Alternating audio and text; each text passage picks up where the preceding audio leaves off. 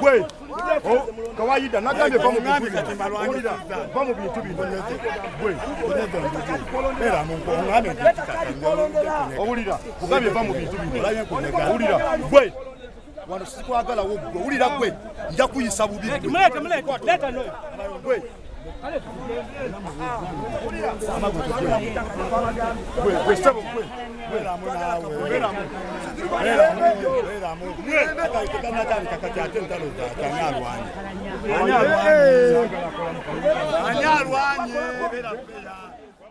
Embeera bw'eti bw'ebadde ku wooteeri ya Backpack mu Lubiri ng'abalonzi b'abeesimbye ku kifo ky'obwa ssentebe wa NRM mu Lubaga bubeefuka.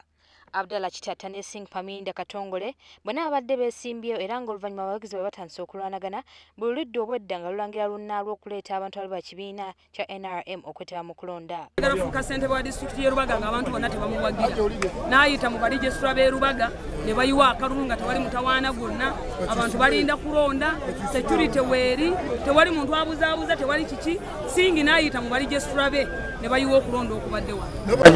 Ate tusaba bakole ki mu nyumba emu bateeseganye bagabane ebifu no kayiwa bakuba bamuvuyo guzeewo netegedde lwaki bakayiye abalondesa so ekyo nakyo tugenda kinoonyereza bwe kiba kyetaagisa akakiiko ka byakulonda kakyuse abalondesa bonna bali mu Lubaga kabakyuse batuleetere okuva mu bitundu ebyenjawulo bajje balondese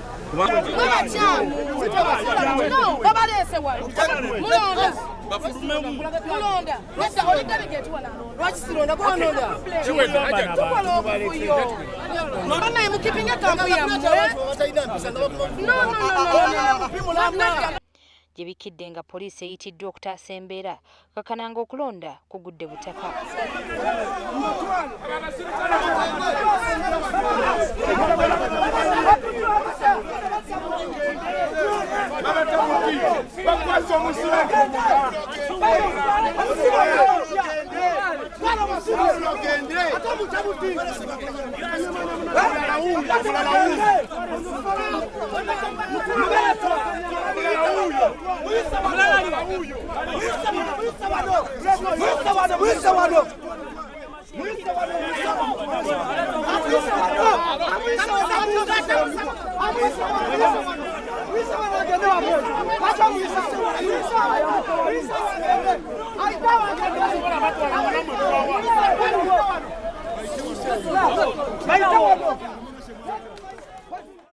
Kino era kiwalirizza n'abadde akulembeddemu okulondesa Edward Matovu okuyimiriza ng'agamba nti embeera ebadde tejja kusobosa kulonda kwa mazima na bwenkanya. Kino kisobola kugenda maaso na kulonda mu by'enkanya.